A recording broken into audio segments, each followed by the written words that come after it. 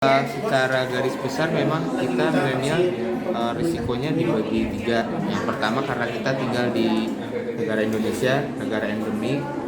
Jadi kita karena kasusnya sangat banyak, tiap 100.000 penduduk ada 647 kalau data tahun 2014. Jadi tiap sekitar 155 orang kita ketemu tuh pasti ada satu yang TBC. Jadi kita sangat mudah menghirup kuman TBC. Nah, tinggal kita ada yang menderita sakit, ada yang tidak, sehingga itu faktor risiko pertama.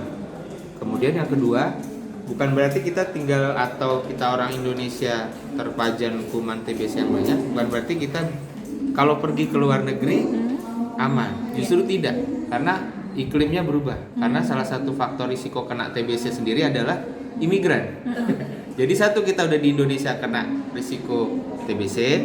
Dua, kalaupun kita pindah negara justru memperbesar peluang kena TBC. Itu jadi sama saja. Itu jadi untuk milenial yang terkait dengan keluar negeri ini kan kita beda dengan yang dulu. Kalau mungkin generasi buyut kita atau kakek nenek kita sangat jarang orang keluar negeri. Kalau kita generasi sekarang sangat banyak orang traveling aja keluar negeri. Kalau dulu nggak ada, hanya orang-orang kaya.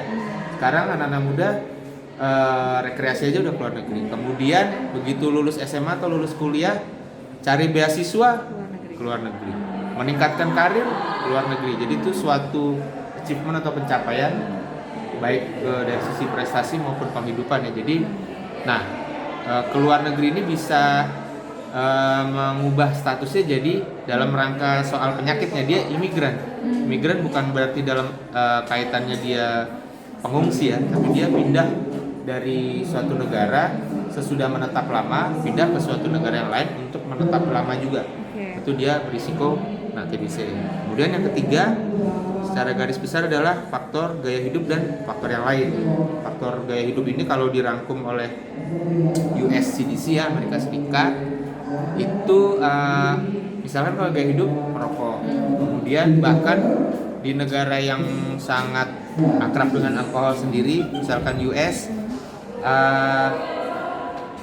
minum alkohol pun merupakan salah satu faktor risiko TB.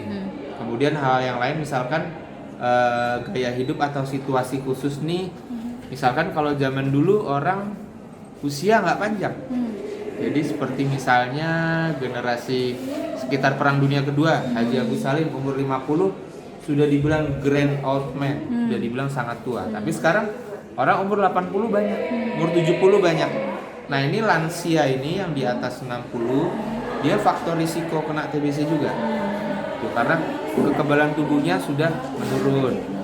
Hal-hal yang lain juga kalau yang dirangkum oleh USCDC, misalnya penyakit-penyakit tertentu, misalkan diabetes mellitus. Kemudian yang sangat terkenal dan sangat rentan adalah yang jadi perhatian adalah HIV. Karena HIV itu dia pembunuh utama pada pasien HIV adalah sakit TBC.